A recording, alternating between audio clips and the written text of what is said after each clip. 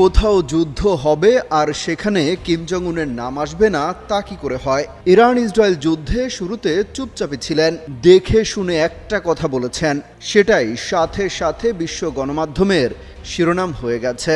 ইসরায়েলকে মধ্যপ্রাচ্যের ক্যান্সার বলে অভিহিত করেন রকেটম্যান খ্যাত কিম।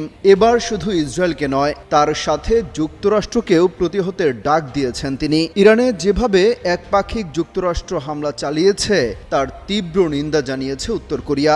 দেশটির পররাষ্ট্র মন্ত্রণালয়ের একজন মুখপাত্র বলেছেন, ইরানের উপর যুক্তরাষ্ট্রের হামলা জাতিসংঘের সনদের লঙ্ঘন।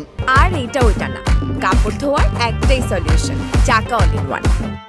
একই সঙ্গে যুক্তরাষ্ট্র এবং ইসরায়েলকে একযোগে প্রতিরোধ করার আহ্বান জানান তিনি। পাশাপাশি এই উত্তেজনার জন্য ইসরায়েলের অব্যাহত যুদ্ধ প্রচেষ্টা ও ভূমি দখলের নীতিকে দায়ী করা হয়। পিয়ংইয়ং বলছে, পশ্চিমা দেশগুলোর